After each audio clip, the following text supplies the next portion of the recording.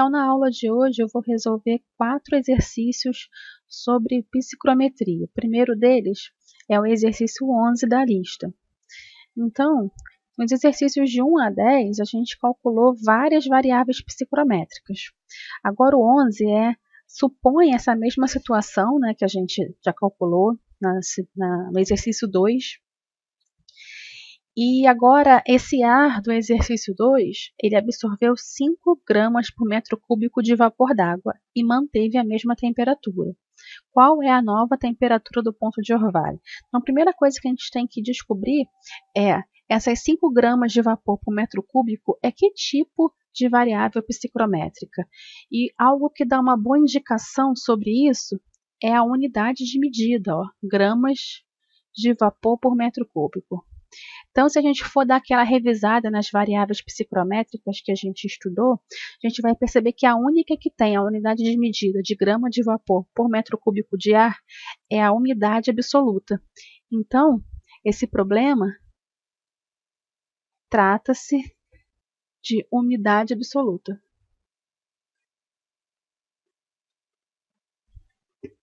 Então, o que ele quer dizer, né?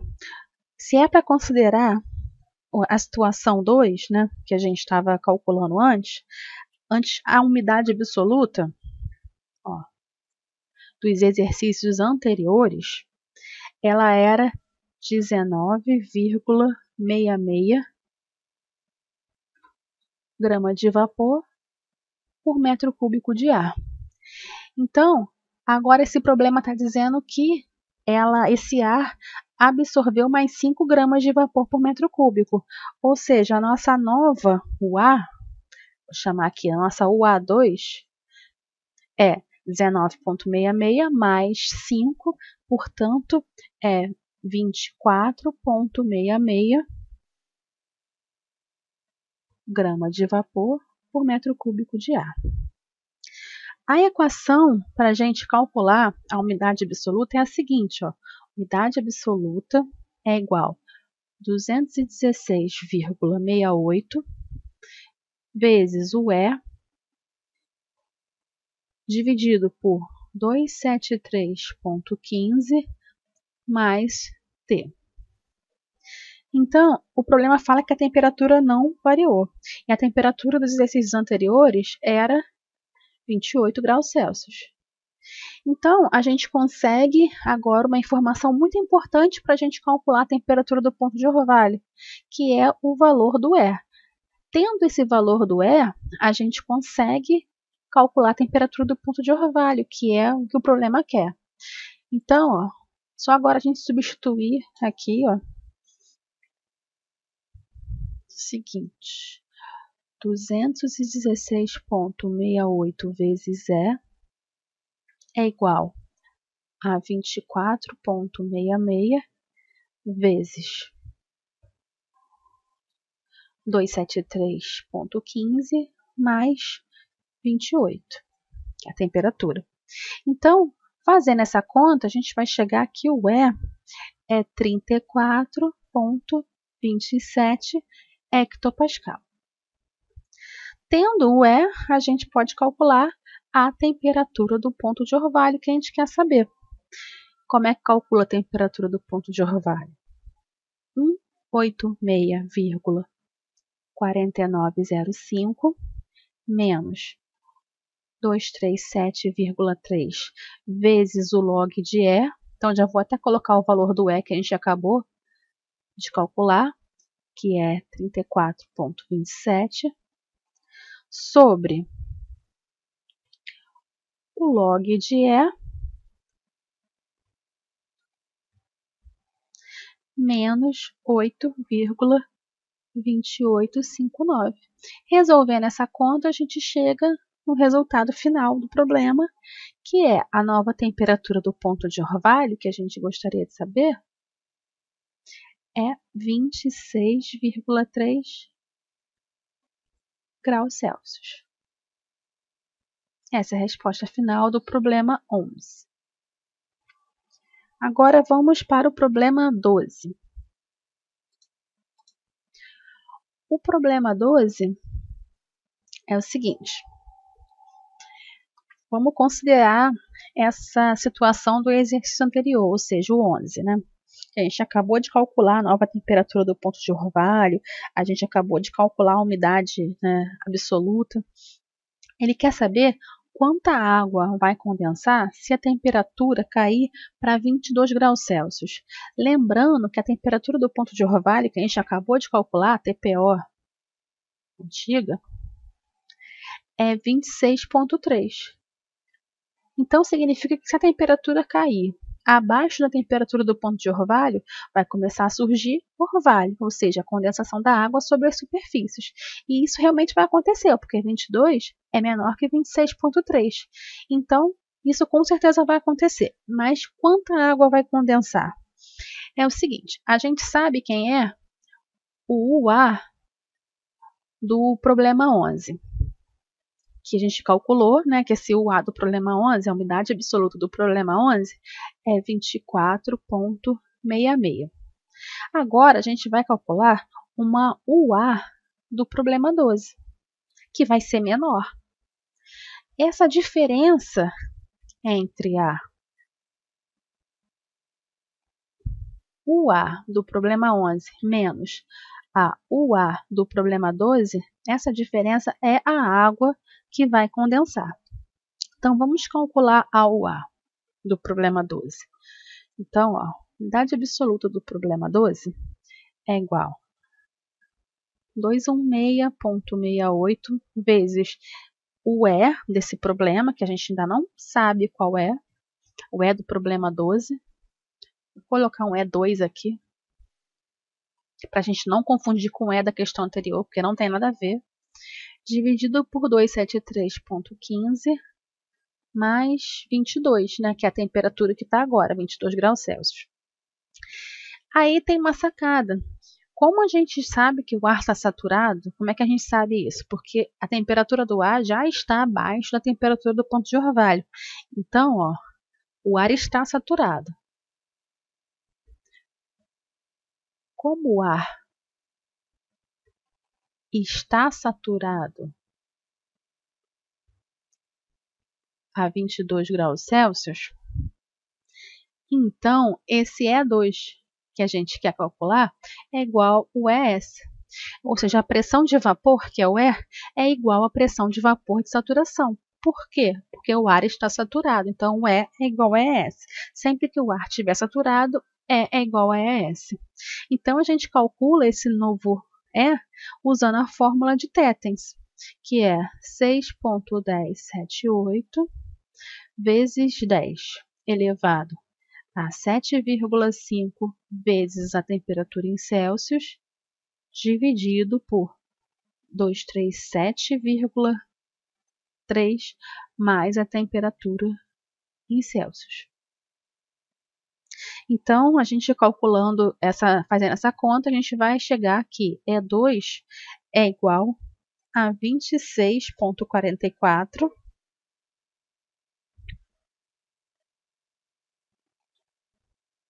HPA. Então, a gente agora vai pegar isso aqui, ó, vai pegar esse valor e vai adicionar aqui. Então, vamos lá. Então, o UA do problema 12, que a gente quer tanto saber, vai ser 21668 vezes 26,44 dividido 273,15 mais 22. Esse valor aqui vai dar 19,41 grama de vapor por metro cúbico de ar. Então, agora a gente relembra, né? Era 24,66, agora ficou 19,41. Então, a gente já consegue calcular a água condensada, que é o que o problema quer saber. Portanto, a água condensada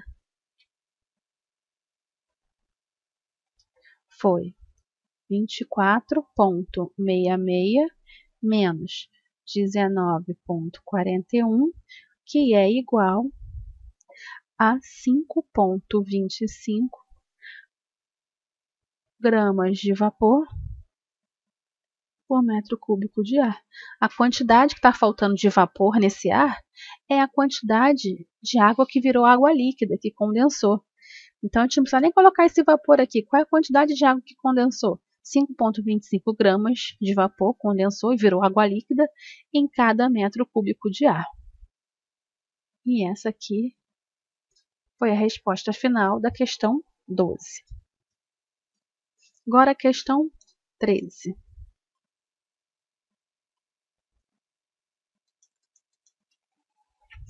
A questão 13 é o seguinte. Numa manhã, observa-se que a temperatura do bulbo seco é 16 graus Celsius, tá aqui, e a do bulbo úmido 15 graus Celsius. E a pressão é 0,94 vezes 10 a 5 pascais. Ele quer saber a umidade relativa ao meio-dia, quando a temperatura atinge 27 graus Celsius, e também quer saber a que altura acima da superfície pode-se esperar a formação de nuvens, dado um gradiente térmico de 0,6 graus Celsius a cada 100 metros. Eu vou até botar esse valor aqui, 0,6 graus Celsius a cada 100 metros. Isso aqui quer dizer que a cada 100 metros a temperatura do ar decresce 0,6 graus Celsius, porque conforme a gente sobe na atmosfera, a gente tem a temperatura caindo. Então tá, vamos lá. Então, para a gente calcular a umidade relativa, a gente tem que calcular E sobre ES e multiplicar por 100. Para a gente calcular o ES, a gente só precisa da temperatura. Mas que temperatura? Como ele quer saber a umidade relativa ao meio-dia, e a temperatura ao meio-dia é 27 graus Celsius, então é essa temperatura aqui que a gente vai usar para calcular o ES. Então, primeiro passo, né? O que a gente vai fazer? Primeiro passo, calcular o ES. ES é igual a 6,1078 vezes 10 elevado a 7,5 vezes 27, que é a temperatura do ar ao meio-dia, dividido por 237,3 mais 27. Então, o ES ao meio-dia vai ser igual a 35,65 hectopascal. Guardamos esse valor. Agora, a gente precisa calcular o E. Lembrando que para calcular o E, como é que a gente faz para calcular o E? E é igual a ESU menos A vezes P vezes T menos TU. E ao meio-dia, a gente não tem medidas da temperatura do bulbo úmido. Mas, logo assim que amanheceu, pela manhã, né, a gente tem. Então, a gente vai calcular esse E pela manhã. Ah, mas o E de manhã pode não ser o mesmo E da tarde. Sim, mas o problema, escreveu que a gente está em condições meteorológicas estáveis. Então, quando a gente está em condições meteorológicas estáveis, significa que não ocorre a advecção de umidade, não vem, né, uma transferência de umidade de outro lugar e chega nesse lugar. Ou seja, o E calculado de manhã é o mesmo E calculado de tarde. Então, deixa eu acrescentar essa observação aqui, que é importante. Então, o problema fala que são condições estáveis. O que significa isso?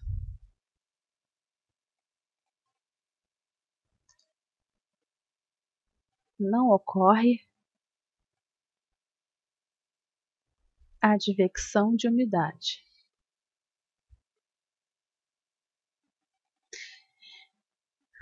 Então, o E da manhã é igual ao E da tarde. Então, eu resolvi meu problema, porque eu consigo calcular o E da manhã. O que eu vou precisar? Do ESU, que é a equação de Tetens, mas no lugar do T é o TU, a gente consegue calcular. e da constante psicrométrica. Então, ele não fala nada sobre o psicrômetro ser ou não aspirado. Então, a gente considera que é um psicrômetro mais comum, que é o não aspirado. A gente precisa da pressão em hectopascal e das temperaturas em Celsius. A pressão foi dada em Pascal, né? Só para lembrar que a pressão ele deu 0,94 vezes 10 a 5 Pascal. Então, a gente tem que fazer uma mudança de unidade de medida. A gente vai usar essa regra de 3 aqui, ó. 1 hectopascal corresponde a 10 a 2 Pascal. O hecto, né, ele significa 10 elevado a 2. Então, x hectopascais é esse valor aqui que foi dado. Portanto, a pressão em hectopascal vai ser igual a 940. Agora sim temos todas as informações para calcular. Então, vamos lá calcular o ESU. ESU é igual a 6,1078 vezes 10 elevado a 7,5 vezes TU, que é 15, dividido por 237,3 mais 15. Então, o ESU é igual a 17,05 hectopascais. Então, a gente já consegue calcular o E. O E é igual ao ESU, que é 17,05, menos a constante do psicrômetro não aspirado, que é 0,0008, vezes a pressão em hectopascal, 940, vezes T menos TU. Portanto, E é igual a 16,30 hectopascais. Agora a gente já tem o E da manhã, que é a mesma coisa do E da tarde, o ES da tarde. Agora a gente consegue calcular a umidade relativa. Então, umidade relativa é igual a 16,30, que é o E, dividido por 35,65, que foi o ES, que a gente calculou logo no início do problema, vezes 100. Isso aqui vai ser igual a 45,7%. Essa é a umidade relativa ao meio-dia. Então, essa é a resposta da letra A. Agora, vamos fazer a letra B. Letra B. Então, ele quer saber a partir de que altitude começa a formação de nuvens. Então, vamos lembrar que para a gente formar nuvens, as nuvens, elas são água líquida. Então, o vapor d'água tem que se condensar em água líquida. E isso só ocorre, o vapor d'água só se condensa quando o ar está saturado. Então, as nuvens ocorrem em um momento onde ocorre a saturação do ar. Ou seja, isso só ocorre quando a umidade relativa está 100%. E quando a umidade relativa está 100%, vamos olhar aqui. Se isso aqui for 100%, como é que acontece? Só se o E for igual ao ES. Então, quando ocorre nuvens, a gente tem essa situação aqui, ó. E é igual a ES. Então, a gente já sabe qual é o E. A gente calculou o E. Né? Porque, na verdade, o que está mudando é o seguinte: conforme você sobe na atmosfera, a temperatura vai caindo. Mas o E não varia. Então, essa quantidade que tem de pressão de vapor, ela se mantém constante. Então, a gente já sabe que o E é igual ao ES, que é igual a 16,30, que a gente calculou aqui em cima, esse valor aqui, ó. Esse valor ele vai pegar toda a altitude, né? Então, a gente sabe que a gente tem essa pressão de vapor, né? Que tem aquela quantidade de vapor naquele ar e não é isso que está mudando. Não está tendo a advecção de umidade. Então, a gente só pode ter saturação pela diminuição da temperatura. O E não varia. Então, a gente vai calcular a temperatura. Qual é a fórmula de tétans? 6,1078 vezes 10 elevado a 7,5 vezes a temperatura que eu quero descobrir, que é a temperatura da base da nuvem, dividido por 237,3 mais T. Isso daqui tudo é igual a 16,30.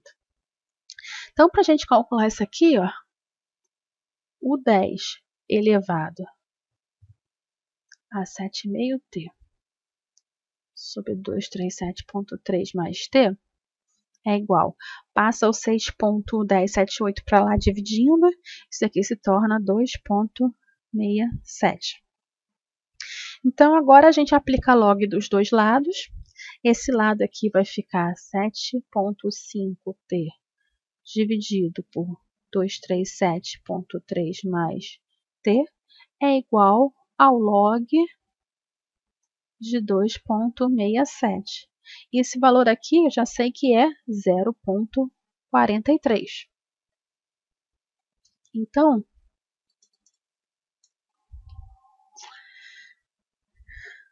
(7,5T) é igual a 0,43 vezes 237,3 mais T.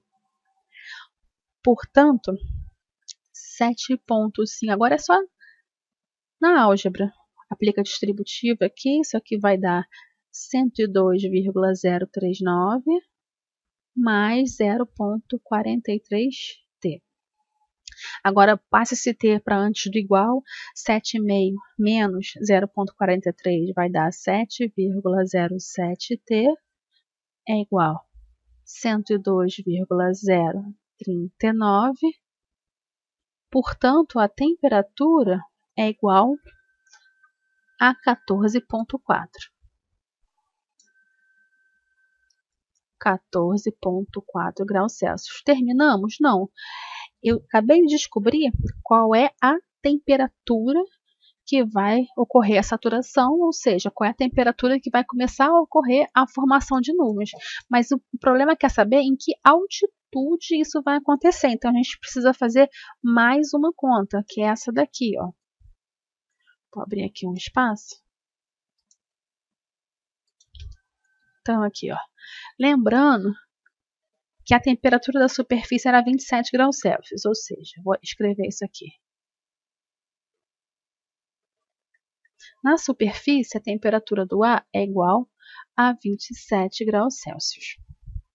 E então, para formar nuvens, a gente vai ter que ter o quê? A gente vai ter que chegar a 14,4. Então, ó, tem 27 graus Celsius em superfície, em algum lugar vai estar 14,4 graus Celsius. Aqui é que a gente vai ter a base da nuvem. A gente vai ter a formação de nuvens a partir daqui. Eu quero saber qual é essa altitude aqui, esse H. É igual ao quê? Então, o problema nos fala que a cada 100 metros a temperatura cai 0,26. Quanto a temperatura tem que cair de 27 para chegar a 14,4? Esse delta de temperatura, 27 menos 14,4, esse valor é 12,6 graus Celsius, que a temperatura tem que cair. E a temperatura cai, ó, ela cai 0,6 graus Celsius a cada 100 metros. Então, a gente consegue montar uma regra de 3, mostrando o seguinte. Se a cada 0,6 graus Celsius se tem essa queda a cada 100 metros, qual vai ser a altitude para cair 12,6 graus Celsius? Então, essa altitude, fazendo a regra de 3, vai ser 2.100 metros. Então, pronto. Agora a gente chegou no resultado. Então, na altura de 2.100 metros acima da superfície, começa a ocorrer a formação de nuvens nesse problema. Agora vamos para a última questão, 14.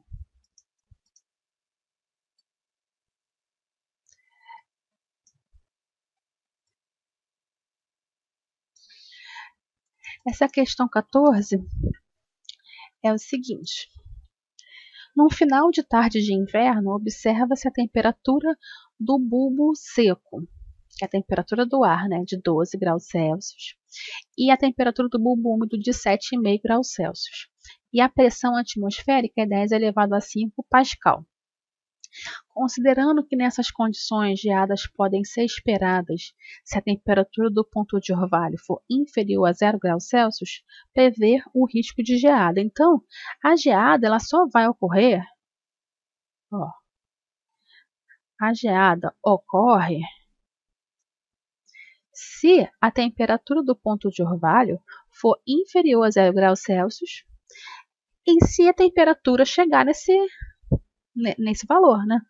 Então, se a gente chegar num ponto que a temperatura do ponto de orvalho ela é positiva, então não existe risco para geada. Então, o problema quer que a gente calcule, existe ou não existe risco para geada. Ou seja, o que o problema quer é que a gente calcule a temperatura do ponto de orvalho. Se a temperatura do ponto de orvalho for maior do que zero, não tem risco para geada, vai formar orvalho. Se a temperatura do ponto de orvalho for negativa, aí você pode formar geada, existe risco. Então, a gente tem que calcular a temperatura do ponto de orvalho. Para calcular a temperatura do ponto de orvalho, eu preciso saber quem é o E, porque o E entra na fórmula. Então, para eu saber quem é o E, E é igual a SU menos A vezes P vezes T menos TU. Então, eu preciso calcular o ESU primeiro. Vou até calcular aqui do lado. Ó. O ESU é igual a 6,1078 vezes 10 elevado a 7,5, um pouco para o lado, vezes a temperatura do ponto do bulbo úmido, que também é 7,5, dividido por 237,3 mais 7,5.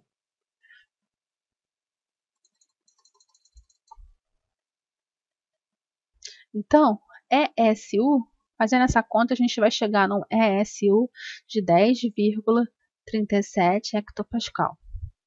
Agora, a gente também vai precisar da pressão em hectopascal. Usando a mesma regra de 3 que eu mostrei na questão anterior, esse 10 elevado a 5 Pascal, a gente percebe que é a mesma coisa que 1000 hectopascal. Pronto, temos tudo que a gente precisa para calcular o E. Então, o E é igual a 10,37 menos 0,0008 vezes 1000 vezes 12 menos 7,5. Portanto, o E é igual a 6,77 hectopascal. Então, a temperatura do ponto de orvalho é igual a 186,4905 menos 237,3 vezes log de E, que é 6,77, sobre log de E menos 8,2859. Essa temperatura do ponto de orvalho vai dar 1,4 graus Celsius. Então, portanto, se eu tenho esse resultado, eu já posso fazer a minha justificativa. Ó. Como a temperatura do ponto de orvalho está superior a 0 graus Celsius, não existe risco para geada.